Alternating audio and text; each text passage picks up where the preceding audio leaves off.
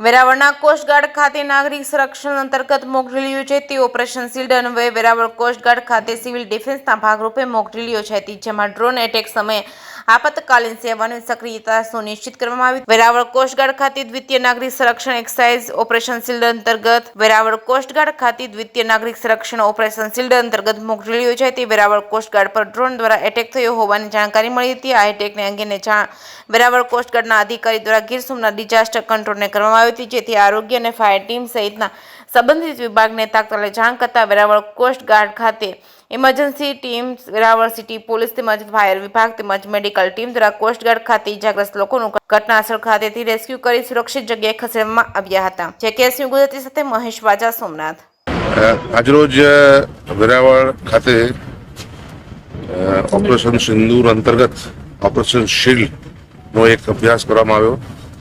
આપણા જિલ્લામાં કુલ 3 જગ્યાએ એક અભ્યાસ આપણે કર્યો। એક આપણે છારા પોર્ટ છે, એક આપણું સોમનાથ મંદિર છે અને અહીંયા કોસ્ટગાર્ડની ઓફિસ છે।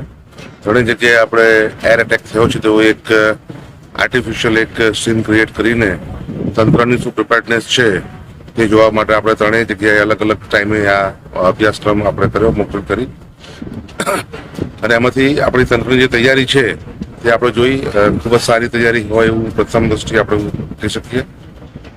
જે ઇન્જર્ડ લોકો છે એમને તાત્કાલિક એમ્બ્યુલન્સ મારફત શિફ્ટ કરવામાં આવ્યા છે અહીંથી। જે અહીંના ફેમિલીઝ રહે છે એ લોકોને પણ અહીંથી ઇવેક્યુએટ થઈને સેફ જગ્યાએ લઈ જવામાં આવ્યા છે। જે સામાન્ય રીતે કોઈ પણ આવું યુદ્ધની સ્થિતિ હોય તો જે સામાન્ય રીતે નાગરિકોને આપણે સેફ જગ્યાએ શિફ્ટ કરતા હોય છે તે મુજબ કાર્યવાહી કરવામાં આવી। ઉપરાંત એટેક દરમિયાન જે પણ ઘાયલ થયા હોય તેમને પણ દવાખાને તાત્કાલિક શિફ્ટ કરવા જોઈએ તે અનુસાર શિફ્ટ કરવામાં આવ્યા। અને અહીંયા જે દરિયાની બિલકુલ બાજુમાં છે એટલે અહીંયા એક સૂચન થયું છે તે સૂચનનો અમે અમલ કરીશું કે રેકી રેગ્યુલર થવી જોઈએ। રેકી માટે અમે કાર્યવાહી હાથ કરીશું।